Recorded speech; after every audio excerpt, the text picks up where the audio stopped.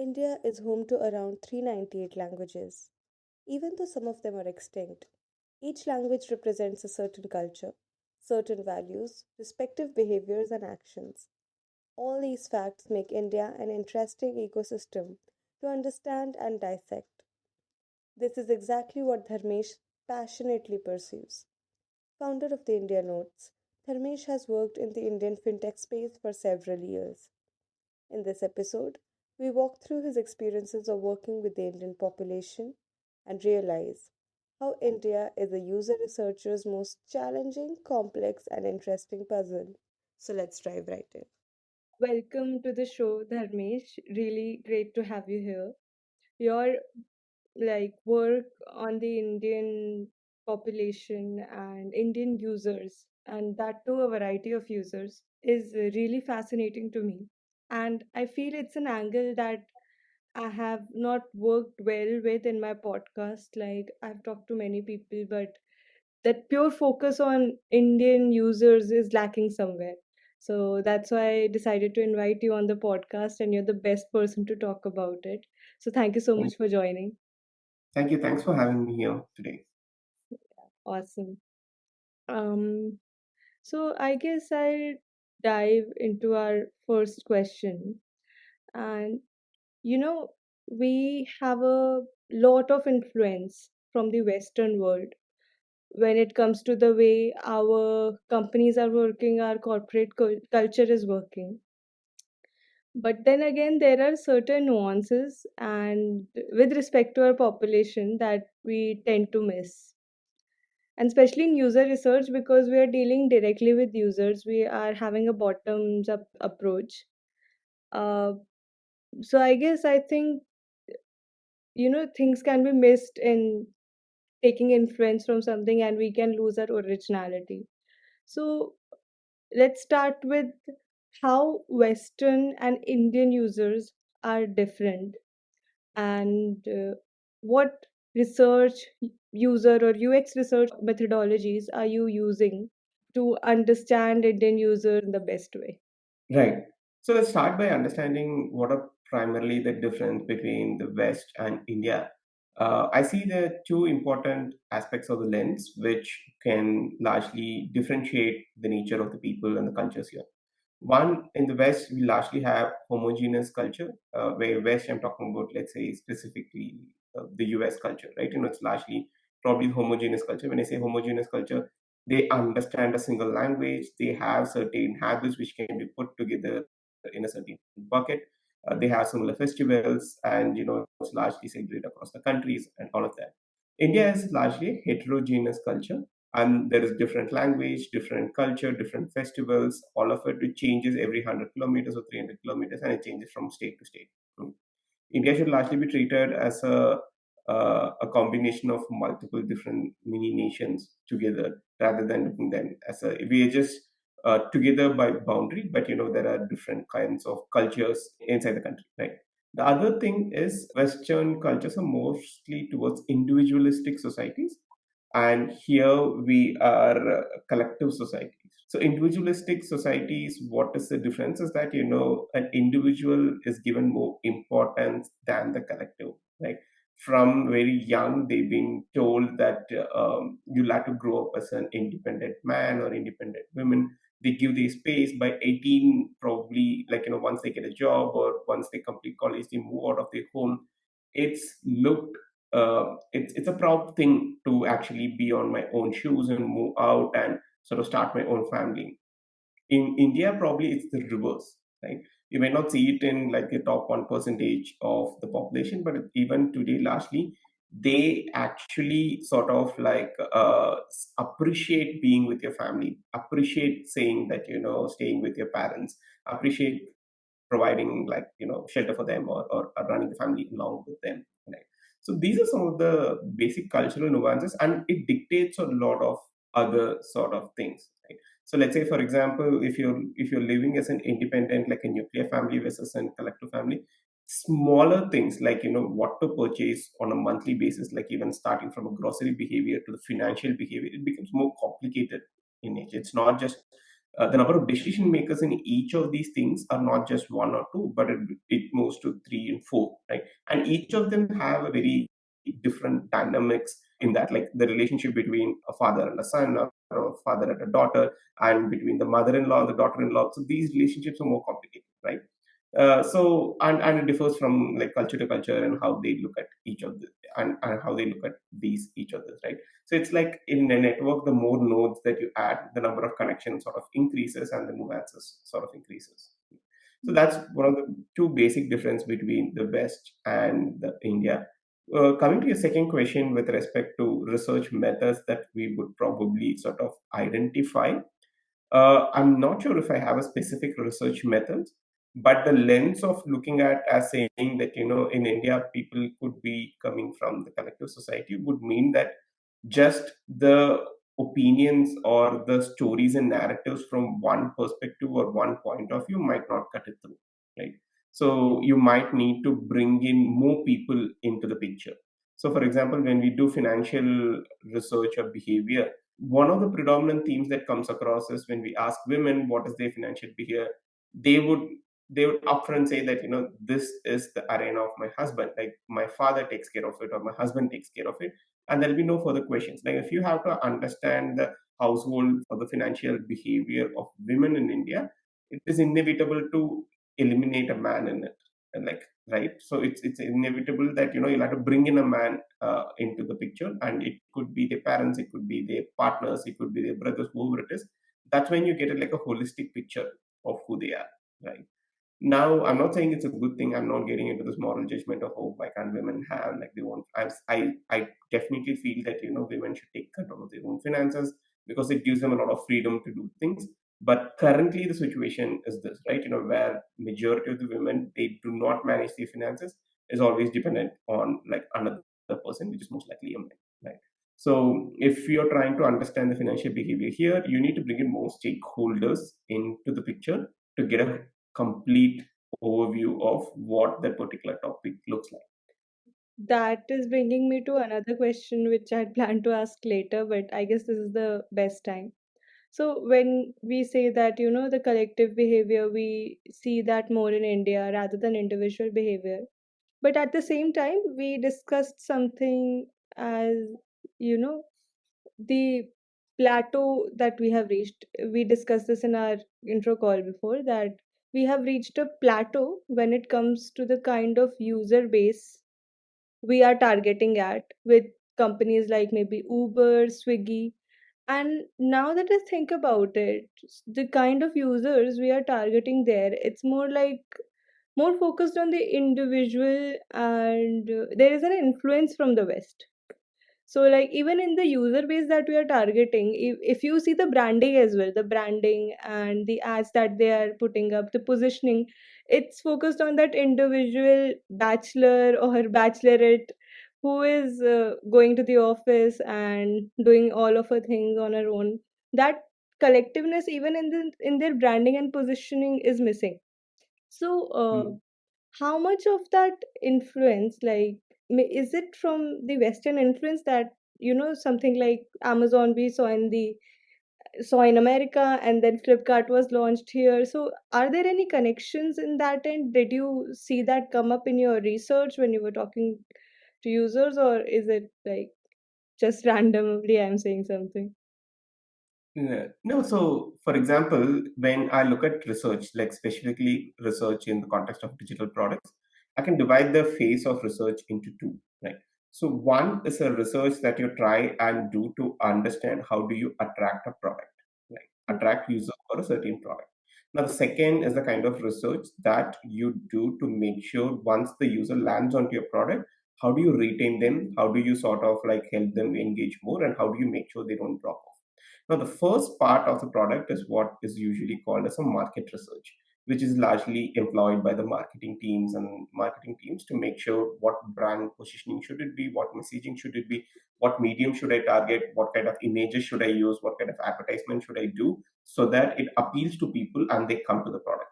Now, the second is a kind of user research that we do, which is largely called as UX research, where we try and see that when a people lands onto the platform, do they understand it better? Are they able to onboard themselves better? Are we able to provide them appropriate customer care? Are we able to resolve their queries, etc.? All of that. Now, I do think that the marketing research is being cracked to a certain extent because today, when Amazon just launched in India, if I'm not wrong, I think they were around in 2014, you would see their ads predominantly in English, right? They were largely sort of advertised to the elite Tier 1 metro city sort of an audience who already was probably purchasing from Flipkart.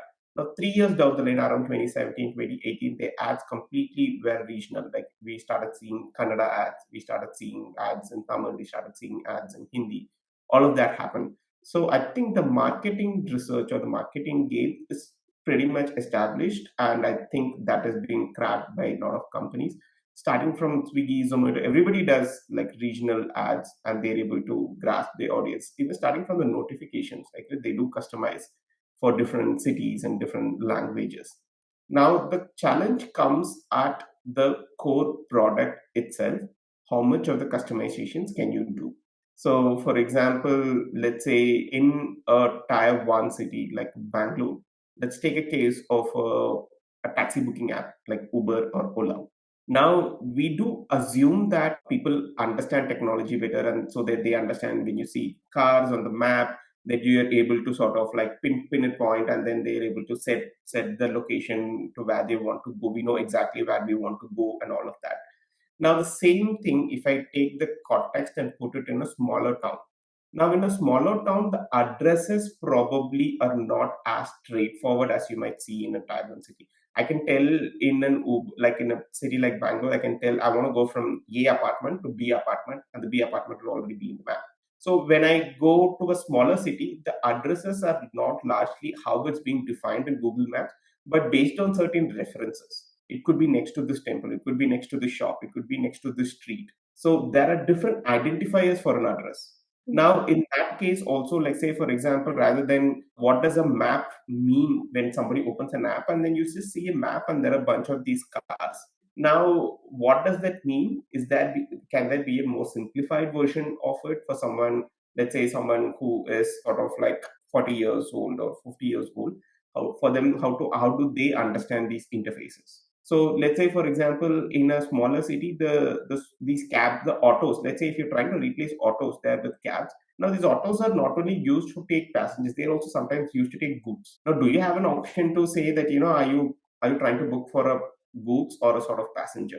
So these smaller nuances is what will make the app much more relevant in the context of smaller cities. But how much are we open to customizing it? How much are we doing research to understand those nuances and change this is still a question. I haven't seen any successful examples. Probably there are different apps that cater to them, but single app doing these product flow customizations for tier 1, tier 2, tier 3 cities is just I haven't seen much of them. So that was a really good perspective there, that even maybe we have cracked the marketing research better than the user experience research aspect and the insights that we have got from marketing. In fact, sometimes what happens is on YouTube, I see an ad in Hindi, and when I start listening Marathi songs, then I see the same ad in Marathi. So I don't know how, like, the content is same, just the language has changed. That is an interesting thing to add. And this user experience bit was also very intriguing. Like, these are small things, the nuances. That is why user research and comes in to give those human insights. So thank you for sharing that. How do you feel that, y- we have actually hit a plateau? We are not able to crack the tier 2, tier 3 city game when it comes to many brands. And that scalability is being an issue. So, how do you feel user research and UX research can come in and help organizations break this plateau and actually scale their products? Yeah. It's not just about user research being able to help them, but it has to do a combination of multiple things, right? Mhm. So one, the business and the strategy needs to be aligned to saying that, hey, I do need these users. I do want to serve them, and I see a potential to make money on a long-term basis with these sort of users, right? Now, what is the advantage of technology? Advantage of technology is essentially about the scalability aspect. So I built Zomato app once, that I should be able to sort of launch them in Bangalore, Hyderabad, even in smaller cities like, like relatively smaller cities like Indore, Jaipur, etc. Everywhere. That has been the goal, because that's why there's a humongous amount of VC funding. Why is Zomato getting sort of so much money and probably not a restaurant? Is because a restaurant includes physical costs. You need to establish them, and probably you're not sure whether they'll work out or not. But on the other hand, Zomato is a tech play, and that is probably scalable. So that is the basic hypothesis. Now, what we have realized is that, what we might work from one city is not able to work in another sort of city. It could be of variety of reasons, and cultural reasons could be one. Monetary reasons could be another thing, and so there could be variety of reasons. We could, using research, you could uncover these insights, but it's up to like the strategy team and the business team to say that, hey, I understand these insights. Now, can I customize them for that product for those kind of people or not? Is something like it's a larger call. It's a combination of multiple sets of people. But what can research bring out is some of these cultural nuances and sort of like this economic nuances, in terms of like, what is their income, how do they look at eating out every day, and all of that can be brought up. What you do with it is up to the company. So I am very clear when it comes to research, saying that research should surface more context and information around the topic that you want to understand. You can give certain directions to your sort of product managers, your business folks, your designers, your sort of engineering folks. But research should never tell people that this is what you should build, right? Hmm. So research should be able to give directions. Research should be able to induce some creativity in you. But it is not the job of a researcher to exactly go and tell, I want you to build X feature, I want you to build A feature. So the analogy usually I use is the collaboration between like a film director and a music director, right? A film director should be able to inspire the music director enough to get the best of the music. It's not his job to exactly go and tell him that this is the tune I want, right? Hmm. And that's why certain directors are able to pull off great music in all their movies, irrespective of music directors that they work with. So for me, the researcher is a similar manner. You should be able to give more context. You should be able to inspire them. Now, it ultimately it's up to the business teams or the strategy teams and the design teams to say what they want to pick and what they want to implement. Correct. So for you to have like a more sort of refined and nuanced giving insights is, you will be able to do that if you understand your business goals too. If you understand your business model, and if you understand where do they eventually want to make money, where what is the path for profitability for the certain startup. If you understand that discussion, then you'll be able to give more nuanced suggestions. So I think this is where research can help in bringing out more cultural nuances and some of like their attitudes and behaviors of a tier 2 city users. Absolutely, absolutely. And that is the game with data and big numbers, that we miss the culture there. And I read this really interesting thing that, that when we are dealing with certain populations, we think that, the majority is controlling everything. But there are times when the stubborn minority is controlling how you are eating and what you are eating, how you are doing things. I mean, so it's I'm pointing towards the culture and the kind of nuances that we tend to miss in data. So, for example, the Jewish population is very stubborn about what they eat. Like there is something called kosher, and they have certain restriction on their diet. So to cater to their needs, almost all the drinks are served in a way that suits their diet restrictions, because they are too stubborn about what they eat and drink, and a larger population has to sort of like imbibe those habits just because they're not as stubborn about not eating that. So it's like this the culture thing that I'm adding to that, there are certain cultural things that you might miss in your numbers, and Yeah. it's only through user research that you'll be able to crack that game. So Yeah, yeah. yeah. I think even today, when there are certain festivals being celebrated, especially during Navratri, you see restaurants sort of bringing in the combos, which are very specific, specifically catered to the fasting that women have, or the fasting that people have during those periods, and also during others festivals like Ramzan and all of it. There is special sort of like, dishes that are being surfaced on the platform, but that is mostly like from the restaurants, they themselves sort of picking up the smaller, like the nuances, and sort of doing, like, publishing these dishes. Now the challenge comes in the fact where how would you sort of it's very easy for a food tech app to pitch to a bachelor in Bangalore and say that, hey, you can easily replace me with your cook. You don't need a cook.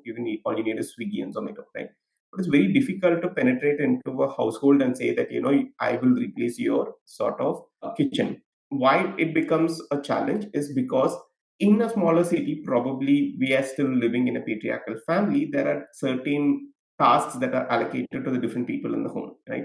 Probably the women are taking more in charge of the kitchen, and the men are taking more in charge of, like, sort of dealing with the finances, and then you might have children. So what happens is that it's unfortunate, but sometimes, like, the food and the kitchen and the thing, anything related to home becomes a identity of the person who's taking care of it, right? So when you say you're going to buy Swiggy, it's not just about buying food out from outside of the home, but you're also somewhere threatening the identity of the person who has taken charge of these things. So those are the cultural nuances you should start seeing. Right? So you cannot there go back and say that, it's this women versus Swiggy or this women versus Zomato. But you'll have to figure out a way to sort of see how can you penetrate inside the family where you're not looked upon as a threat, but you're looked upon as a friend. So in that case, you might not be selling these combos which only individuals eat, or this you cannot be selling these stuff which will essentially replace a meal. But probably you can come up with an idea which says that, again, this is a suggestion where you say that, hey, you are every day making food, but how do I make your everyday food into some sort of a feast? So what is the additional stuff that I can add to your existing meal so that you feel good about making it into a feast? So in that way, then you're probably not selling the main course, but you're probably selling a combination of different smaller starters which somebody can purchase and have it once in a week or twice a week. Or you might even start selling out meal kits rather than selling out meals, so that they still feel that, that it is being prepared by them, and they are still own that territory of taking care of food and the home related stuff. So this is how I think where the cultural nuances come into picture. Mhm. Absolutely. And it's so great that I have talked about users all along in my podcast, but this is the first time I'm focusing so much on culture. And that is when I'm talking about Indians. So, yeah, those are really great insights. And then again, not having a cultural understanding of your users makes you lose your edge of scalability. So, as we discussed, the major hypothesis there was that tech is scalable when that restaurant is not scalable, that is present at one single point in one single point of time. But not having that understanding is creating hindrances in my scalability. So, yeah, thank you so much for bringing that up. So, one thing that I would like to shed some light on is, you know, the importance of user and UX research in a startup environment. We know it's not a culture, like in it's not there in the startup culture to set up a user research team or a UX research team. It might come later on, but then again, it's still not the norm, or it's still not the norm to think about a user research team when you're starting a startup. You have the tech team, obviously, marketing team, but this thing is missing. So, in your experience, and especially that you've worked in the fintech space, how important or how user and UX research can help startups in their business goals or any kind of goals that they're looking for? So that's an interesting question because I've been thinking about it, at what point in time you might probably need a UX researcher or a UX research team. Hmm. I was just talking to a very early stage startup. They haven't yet launched a product, and they said they're looking to set up like a design and a research team. And my first answer to them was, don't set up a research team. Right. So one of the things is that research, an appropriate user research needs its own time to unfold and bring in insights. Now, if you're bringing in a UX researcher very early to your startup in a very dynamic environment, they might probably not be able to add as much value as you might expect. And also, it's also the fact that, if you're the founder of the company, you're still figuring out like your product market fit, if you're still at the MVP stage, the person themselves should be the researcher trying to understand people, right? So if you, because it's a huge bet, I'm sure like the founders have quit their full-time job or they quit their other lucrative things that could be doing to take a risk into this world. So it's always better to listen to these stories in a first-hand account rather than somebody else retelling the story, right? Because it's a huge risk. What if there was misinterpretations? What if there were things that could have been communicated differently and you understood it differently and you thought something else was an insight, and so on and so on.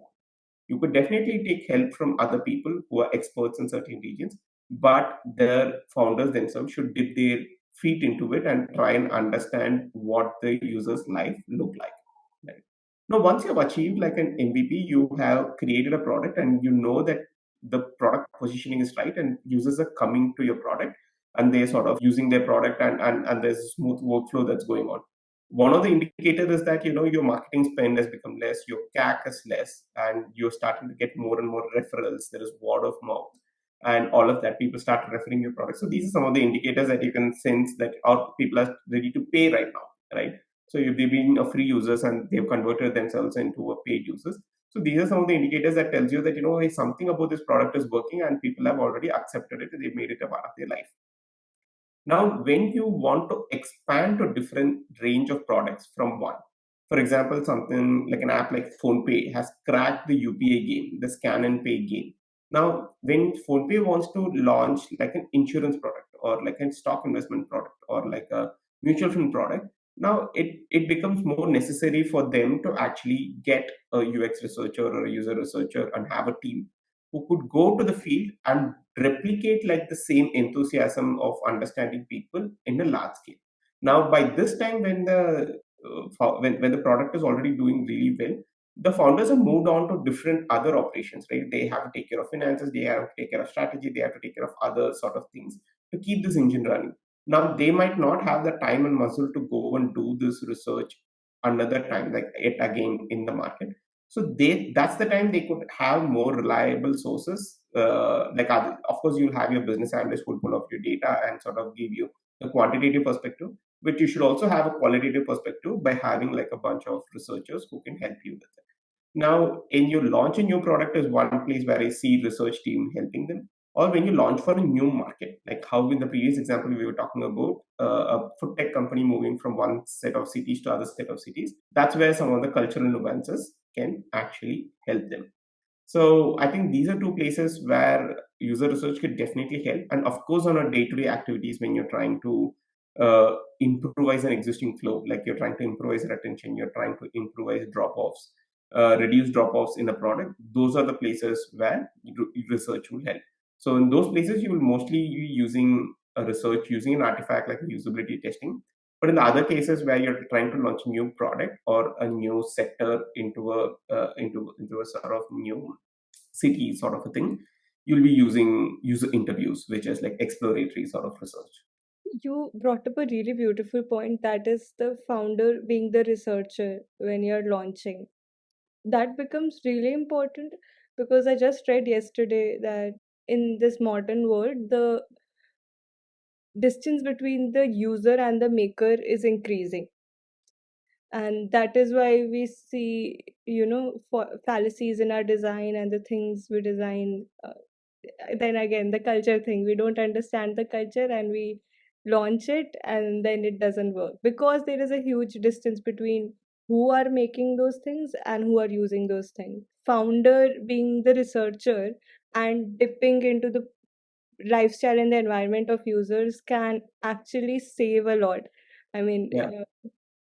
we don't see the things that got prevented and we create our unsung heroes because obviously we didn't see that coming, that didn't happen, so we don't realize that, okay, is it worth even talking about, but research, that is what research does. It mitigates risk.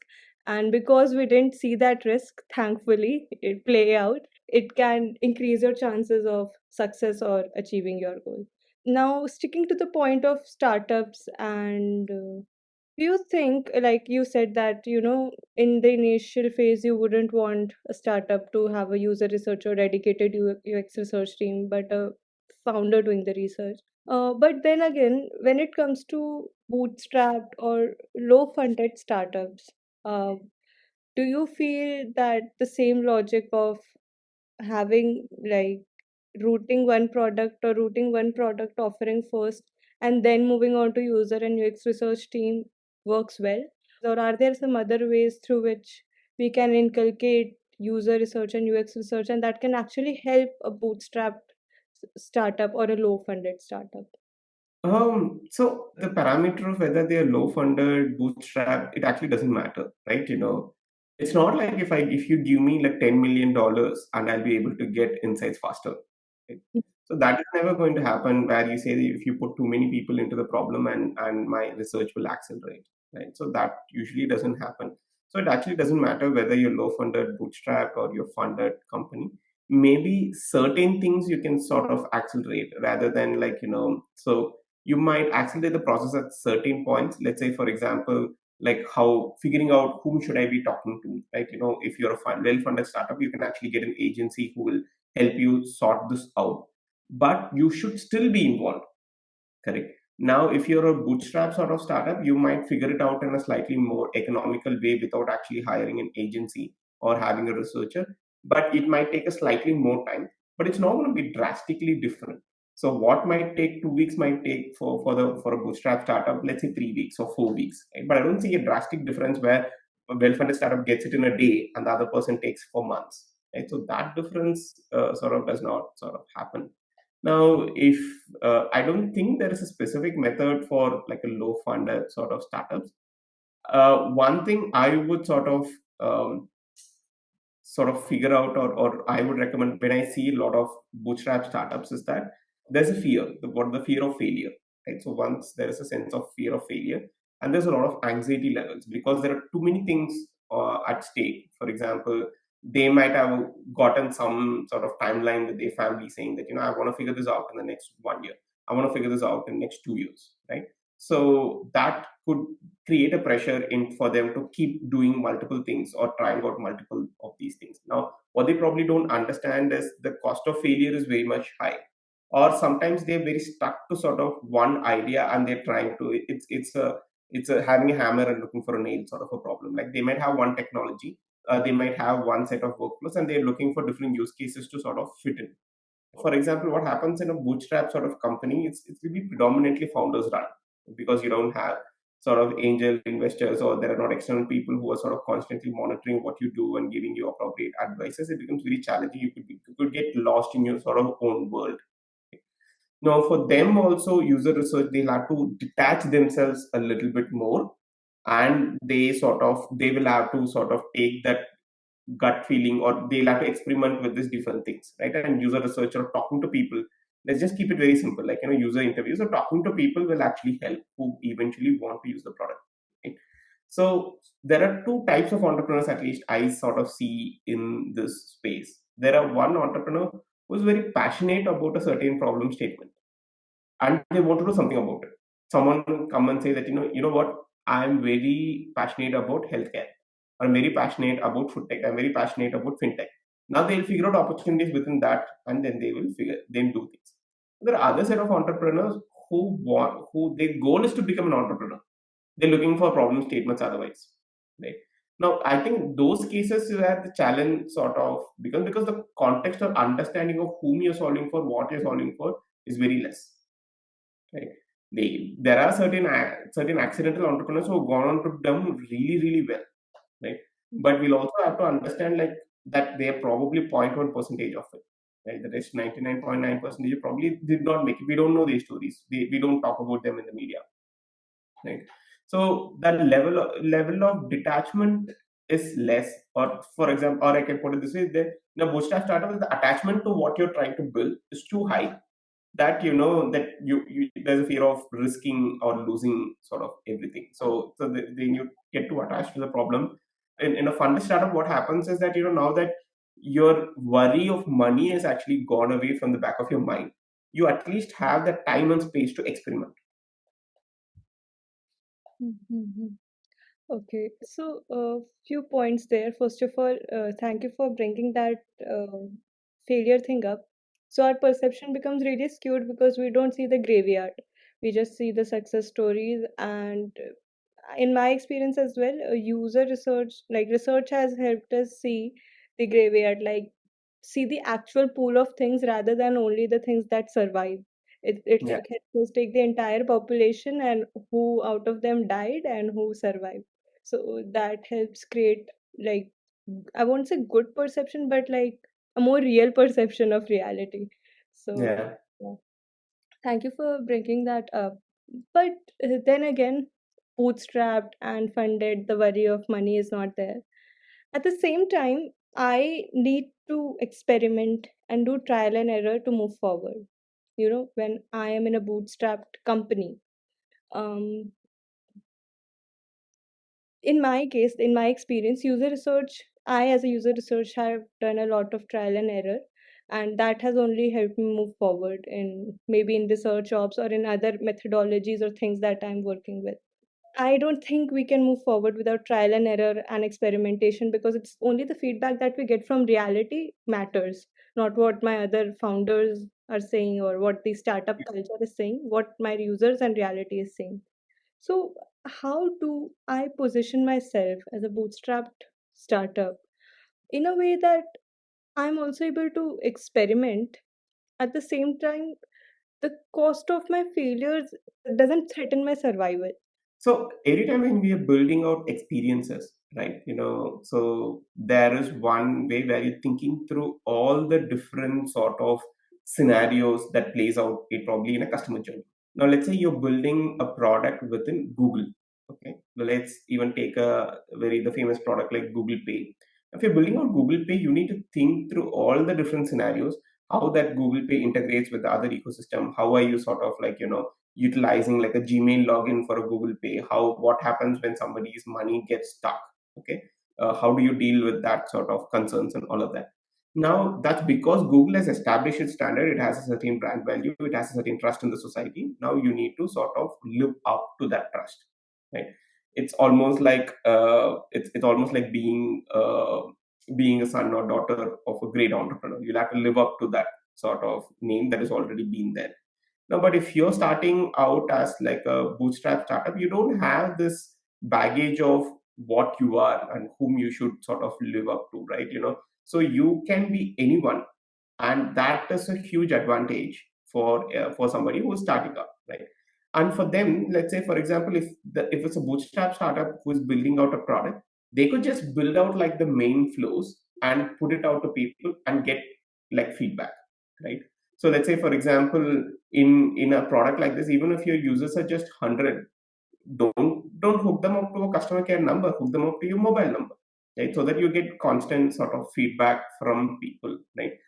Figure out all the different, you'll have to build the pipelines of feedback and allow the water to flow then. So you could do things that does not scale in the early stage, like maybe like 0 to like a million users or something. Like you could do things that does not scale, and then get involved day to day basis of what is the feedback, right? So rather than saying that oh I'm thinking of this idealistic sort of view and I want to build out everything, and when I so because we have this narrative or we have this imagination about how a person should use my product, right? So it's a very dreamy sort of situation where you say that hey, they come here, it should look like this, it should look like this, it should look like this, it should look like this sort of a thing. Or to put it in a different analogy, like you were thinking of starting to construct a 4 BHK villa, and I'm saying like start with a mud house, then probably gradually upgrade, so that at stage one itself something doesn't work, you can demolish it and start it again. But if you are building like a 4 BHK villa and people are not interested to come and see it because it's not relevant for them, then demolishing that is going to take a lot of money, cost, and there's going to be very emotional pain also involved in it. Okay, that brings a very good point that because we don't have, uh, by we I mean bootstrapped startups don't have those standards or protocols. Um, that helps us move fast in a way, and that helps us conduct many experiments, uh, provided they are small. So the Yeah, fact that we can conduct many experiments also increases the probability of like getting to the right kind, the one that works. Even in the world of entrepreneurship, the fact that there are so many people, so many entrepreneurs working and on different things, doing different experiments, there are bound to be some successful case studies or some successful cases. So the fact that there are so many experiments happening at the same time, has given us great innovation. Small and fast approach can actually help a bootstrapped or a low funded startup get to their goal or crack their game quickly. That's what I got from what you said. Did I get that yeah, right? yeah, yeah, yeah. So I would like to change our angle here and talk about something very interesting to me because I haven't explored that space that much. And you have worked with the Indian population at various levels in the fintech space. So, what has been your experience of working with the rural population and even the semi-urban population? I mean that, people who have migrated from rural areas in the urban areas, like, because these are really, I will say, blinded space. Like, there is not much research available on them.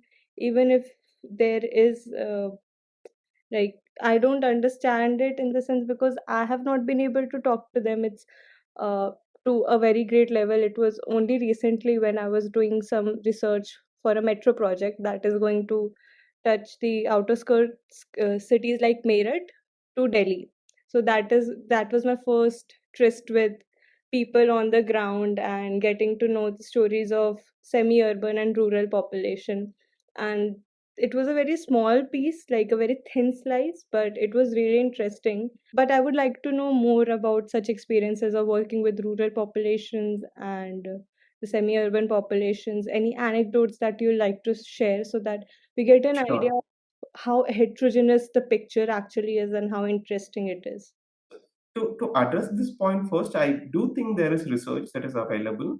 It's just that those research are not available probably in the entrepreneurship context or in startups context or in like a big business context. There's a lot of research that is already available in academia. There are constantly research being done by different think tanks, and they put out papers. It's just that it is not in our sort of culture on a daily basis to read a lot of these research papers and go out and scout for them. They won't appear in our Twitter feeds. They won't appear in our Instagram feeds. They won't appear. You'll have to search for them. You'll have to look out for them, right? Mm. And they might not necessarily be in the most engaging format that you might expect. So today, in a day and age where you want everything in a 30-second sort of TikTok and reels to explain you, even like complex financial concepts like mutual funds and stock market, nobody's going to take this academia paper and sort of explain it in sort of reels. So we'll have to put that effort to actually go and read some of those papers, and there is a vast knowledge that exists. It's up to us to take those knowledge and sort of actuate them based on our context. But most of predominantly research is done in public policy context.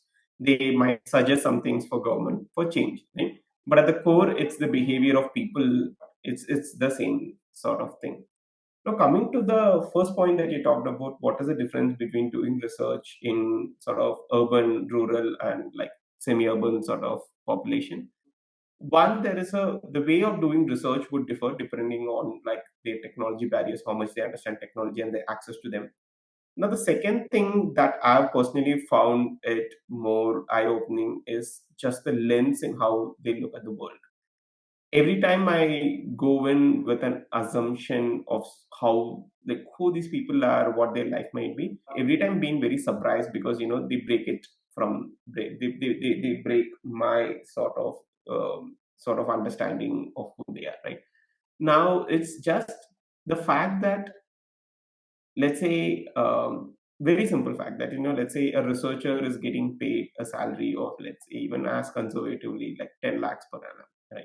or let's say 12 lakhs per annum round off, like they're getting like 1 lakh per month, right?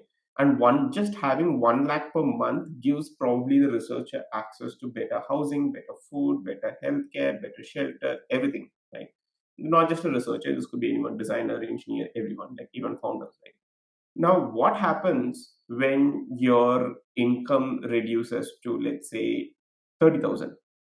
What happens when that income is 30,000 income is not for an individual, but for a household of four people? Right? What happens when that income of household of 30,000 for four people also has a sort of like healthcare challenge at home where somebody is extremely ill? No, when it's the money, it becomes a very good lens for you to see what you can possibly do in your life. And that's why for me, financial research is more and more interesting because it forms a basis for a lot of these things. So the moment I reduce my household income to let's say 30,000 or 20,000, but it has to sort of like care for like four or five people. This is I'm saying still probably this amount that I'm saying still could be the top 10 percentage of India, right? So that gives you a lot of sort of lens into seeing how what their life looks like. Now, for example, in one of the research, we were talking to a bus driver from Bombay, and we were asking about his technology adoption. He said he would never use something like a Google Pay or Phone Pay. We were trying to understand why, what is his inhibition.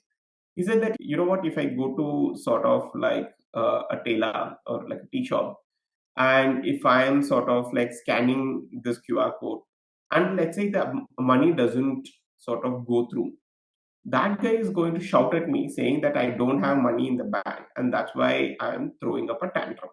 And I don't want to let my dignity go away or respect go away at that point, is what he said. I would have never thought about it from that perspective at all because, you know, when you or me walk into any of these store and if you're trying to sort of pay for, like, say, 10 rupees or even 50 rupees for some product, and if your UPI network is down, you might blame the technology and you might say that, you know, I will come back to you and give it the money after that. And people will happily let you go. But here the play is different. So he doesn't even have to disclose his income. He doesn't even have to disclose where he comes from. People are very easily, they could make these judgmental calls based on who you are, what you wear, and how you speak, and based on your name. All of this, they'll make a judgmental call, and then they will sort of assume the intent behind your actions. And we probably are living in the same country, but we are very privileged. That's all we should sort of understand. Similar things around when I did research with a lot of security guards in Bangalore, and they told me that, you know, you think all these spaces are public spaces, like going to a mall, going into a store, and all of this are public spaces, largely like semi-public spaces, sort of a thing. But he said that, you know, even though I can go, but I usually don't go because the moment probably I enter like a high-end fashion store, even inside a mall, you know, there will be one person who will constantly be monitoring around me, seeing what I do. Now that has never happened with any of us. Now that's how, like, say, that's when I started trying to understand from his perspective. For him, probably, even though they're not technically sort of closed for certain spaces, but they've been morally closed for certain spaces by the society. Now if you have to build for them, if you don't understand these nuances, then it's going to be very challenging. So, two quite great points there. And again, it's bringing me back to the same point of, difference between the user and the maker. But first of all, one thing I sensed is that I have read a lot of research papers in my college time and academic research papers. But now that I'm in a corporate and startup research environment, there was this domain specific thing that academia research is only for college, and this when I'm in startup, it's more like I'm going on ground and there are not a lot of papers there. So thank you for pointing that out, because creating silos as a researcher eventually is going to harm me only. So, yeah, thank you for bringing that point up. And now I can blur the lines between academia and doing the user research that I'm doing. And then again, the second point, this point of public spaces, that is a very cultural thing, that is a very socio-economic thing of the security guard can't go inside the mall. One thing that that comes from my experience is that, when there are subways or underground road crossings, or there are flyovers, so as a woman it's very unsafe for me to take something like that. I would rather cross the road with thousands of cars passing me by rather than take the crossover which is so secluded. So Yeah. yeah, that point of spaces is really interesting. But with respect to the fintech space, what all things have surprised you in the rural and semi-urban population, that anything that you can inculcate in the fintech apps that we are using? Because I feel that there is a scope for vast growth in rural and semi-urban areas, but obviously because of many reasons we're not able to crack it. So what are the insights that you feel that you can give to the founders or product managers that can put them in the right direction? Anything of that sort? I'm not sure if I'll be able to give specific insights because it completely depends on the context. Hmm. But one behavior that we have observed in the sort of rural population is that they trust government. Anything with the seal of a government is trustworthy, respectable, and all of it, because of the fact that there's more stability and all of that. So for example, they might look up to a government job, they might look up to a government bank, they might look up to a government scheme, right? So we don't get any of these benefits from government schemes and stuff like that, but predominantly people from the rural villages, because their access is only limited. Even if you have money, the access to what you could do with that money even in a smaller city is limited. And for them, the hope is that a lot of these government schemes and the government banks are there to just protect them, right? That's very strong. There's a strong correlation between that. But then there are also certain sort of like cultural nuances which they've not been able to have like a great uptick in a lot of these financial sort of products. So one is that there was a Jan Dhan Yojana which allowed people to open their bank accounts somewhere in 2015 to 2017. We had almost a huge uptick, like almost 80% of the Indian adults have a bank account. Now that is one good stat. Now the problem is that a lot of these accounts are actually dormant. So they're not being used. In the last 90 days, there is no sort of transaction that's happening between each of any of these accounts. So the problem with that is because in the Jan Dhan Yojana, there was different camps that were set up in these villages. Then people like the bank representatives went to each of these villages. They took their Aadhaar and they took their fingerprint and they opened the bank account. Right now, for them to access that bank account, they still have to go to the bank, or they'll have to sort of adopt some sort of a digital bank. We are not still there yet. Now the idea of the trade-offs and like the compounding, let's say for example, you could actually go to someone and actually say that, hey, if you sort of save, let's say, 200 rupees every month, just giving you a random number, you could actually get a health insurance in a case where that if you fall ill, that money will be completely taken care by the insurance. Very rational point. But your counter argument would be is, I have my daughter's education fees to be filled by next month. Now, which one should I contribute? Should I contribute to the healthcare? Should I contribute to daughter's education? Right now, for an unforeseen damage that might happen in future versus the foreseen sort of short-term goals, for me that seems more prominent, or that seems more important. Now they have to do the trade-off because the resources and the money is limited here. Now, when you're building financial products for Tier 2 or Tier 3 people, you will have to consider their source of income and all their expense in a more holistic manner. They're not going to pay for your insurance. If you can't build an insurance product if you don't understand their savings behavior. You can't build an insurance product if you don't understand their investment behavior. You can't build a savings product if you don't understand their borrowing behavior. So they're all interrelated. You could come to a metro city person who has like high disposable income and come, you can take 5,000 rupees out of his pocket every month, which is fine because that's the income which is lying in their bank account. They're not doing anything.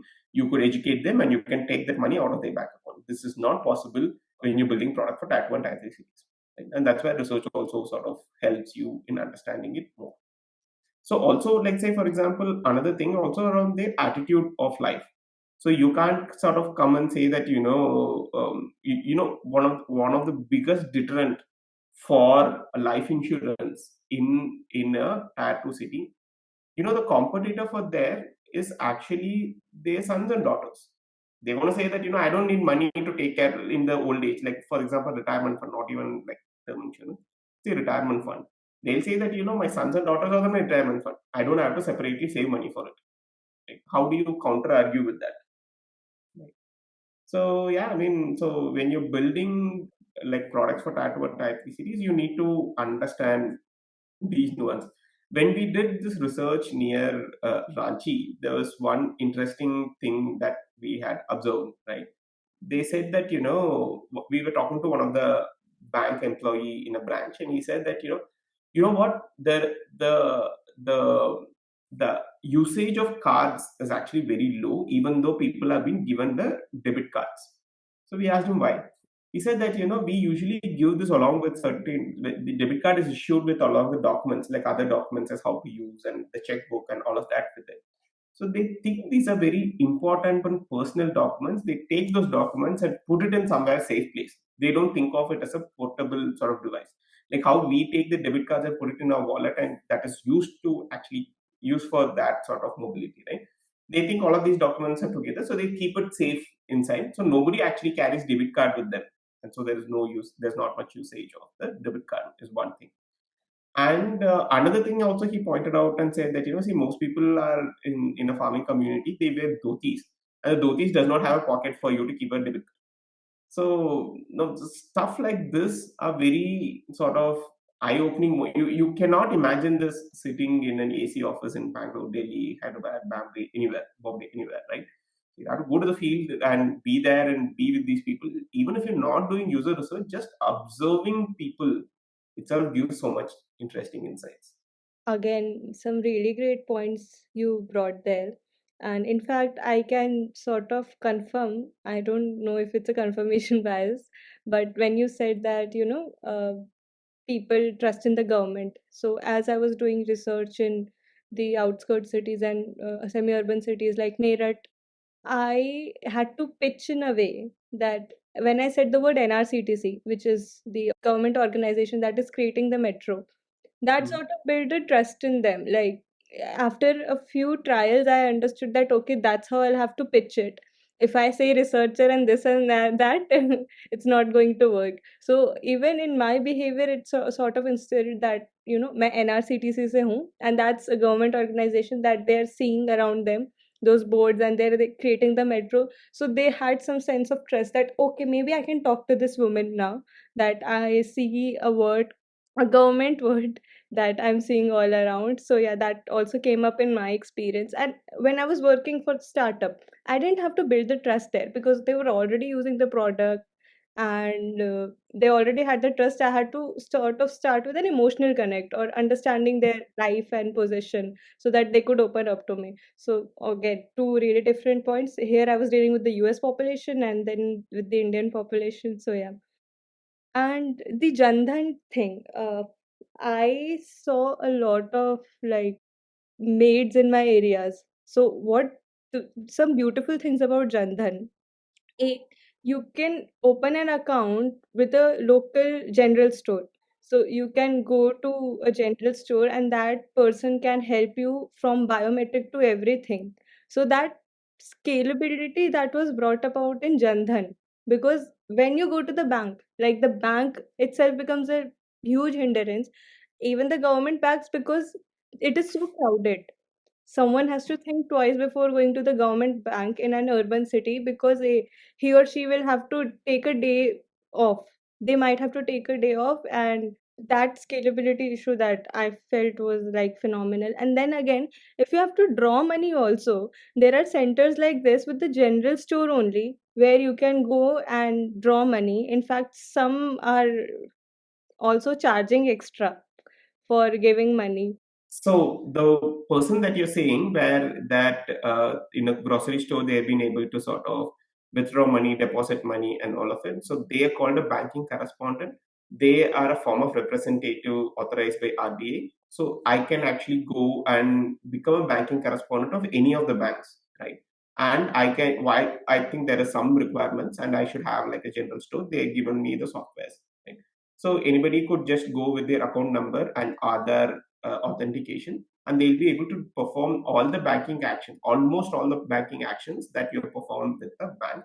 This is to increase the presence of like the bank in the absence of bank branches, increase the presence of these stores, these banking correspondents across the country.